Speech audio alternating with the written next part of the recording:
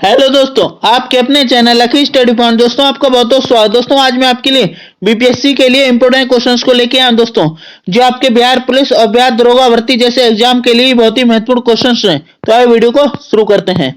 पहला क्वेश्चन है हमारा दोस्तों, सन 1942 में भारत छोड़ो आंदोलन में बिहार के नेताओं का महत्वपूर्ण योगदान रहा था। बिहार के कौन से प्रमुख नेता बिहार केसरी किस नाम से बिहार केसरी के नाम से जाने जाते थे और उन्होंने भारत छोड़ो आंदोलन में सक्रिय रूप से भाग लिया था?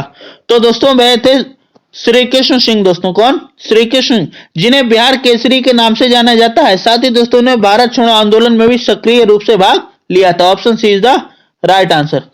नेक्स्ट क्वेश्चन दोस्तों, चंपारण आंदोलन के जन आंदोलन की प्रतिक्रिया में ब्रिटिश सरकार ने इस मुद्दे के समाधान के लिए कौन सा कदम उठाया था?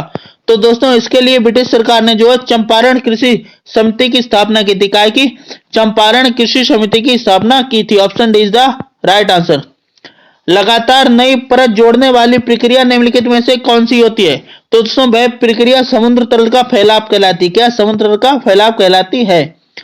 डीएनए डबल हेलिक्स संरचना की खोज किसके द्वारा की गई थी? दोस्तों यह खोज जो है जेम्स वॉटसन और फ्रांसिस क्रिक के द्वारा की गई थी। Option B is the right answer. गरीबी रेखा निर्धारित करने के लिए सर्वेक्षण कौन सी संस्था करती है? तो दोस्तों इसके लिए जो है एनएसएसओ। दोस्तों कौन? एनएसएसओ जो है संस्था है जो सर्वेक्षण करती है गरीबी रेखा निर्धारित करने के लिए। Option B is the right answer. प्रतिस्पर्धा अधिनियम 2022 को लागू करने का सुझाव किस समिति ने दिया था? दोस्तों इसका सुझाव जो है एसबीएस राघवन समिति। कौन? एसबीएस राघवन समिति ने सुझाव दिया था। पंचायत समिति किस स्तर पर पंचायती राज संरचना का संचालन करती है? दोस्तों ब्लॉक स्तर निकाय पर। दोस्तों का ब्लॉक स्तरीय निकाय पर जो है पंचायत समिति स्तर पर पंचायती राज संरचना का संचालन करती है। Option is the right answer. किसी राज्य में मंत्रिपरिषद सामूहिक रूप से उत्तरदायी होती है? तो दोस्तों किसी राज्य में जो मंत्रिपरिषद होती है वह विधानसभा के प्रति सामूहिक उत्तरदायी होती है। दोस्तों कहा है कि विधानसभा के प्रति उत्तरदायी होती है। Option is the right answer. Bihar का सबसे पुराना चर्च कौन सा है? दोस्तों बिहार का सबसे पुराना चर्च जो है पादरी की हवेली। ऑप्शन है पादरी की हवेली जो बिहार का सबसे पुराना चर्च है। Option A is the right answer. भारतीय प्रशासन में विभाजन प्रणाली किससे संबंधित है? दोस्तों जो विभाजन प्रणाली है दोस्तों वह संघ और राज्य से संबंधित है। किससे? ऑप्शन बी संघ और राज्य से संबंधित है। Option B is the right answer. निम्नलिखित में से किसका संबंध भारत के सर्वोच्च न्यायालय से है? दोस्तों भारत का जो सर्वोच्च न्यायालय दोस्तों वह कोलिजियम प्रणाली, अपीलीय क्षेत्राधिकार, मूल क्षेत्राधिकार और संविधान का रक्षक। तो दोस्तों ये संविधान के रक्षक से संबंधित है। क्या दोस्तों? भारत के सर्वोच्च न्यायालय में संविधान के रक्षक से संबंधित है। Option D is the right answer. Vikramshila विश्वविद्यालय की स्थापना किसके द्वारा की गई थी?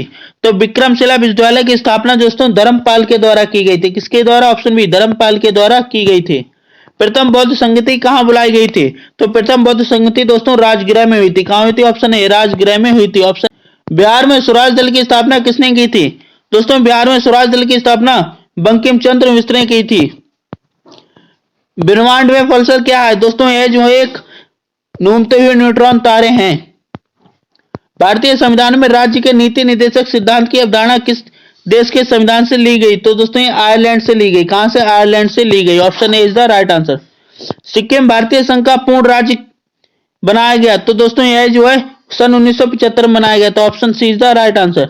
हाल ही में किस देश ने फिर से अरुणाचल प्रदेश को भारत का एक अभिन्न अंग घोषित किया है?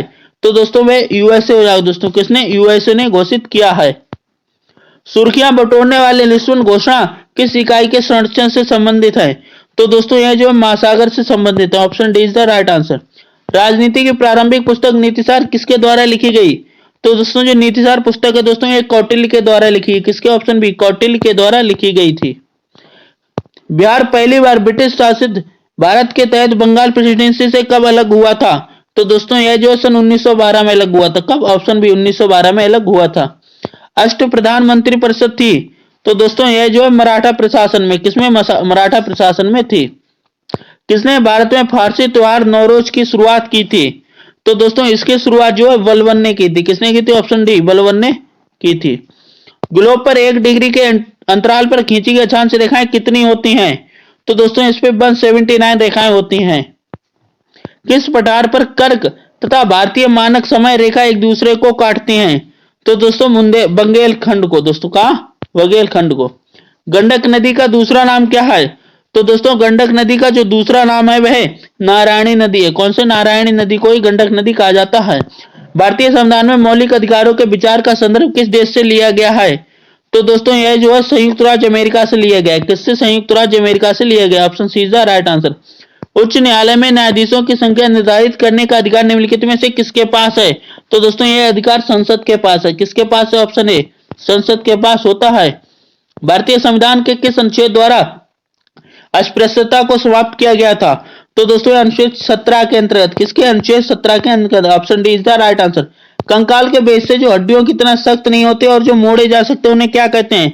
तो दोस्तों इन्हें कार्टिलेज कहा जाता है। क्या कहा जाता है? ऑप्शन सी, कार्टिलेज कहा जाता है। जो हड्डियों की तरह सख्त नहीं होते उन्हें मोड़ा जा सकता है। ध्वनि की तीक्ष्णता किसके द्वारा निर्धारित की जाती है? दोस्तों ध्वनि की जो तीक्ष्णता है दोस्तों वह ऑप्शन सी, ध्वनि की तरंग दैर्घ्य के द्वारा निर्धारित की जाती है। Option C is the right answer.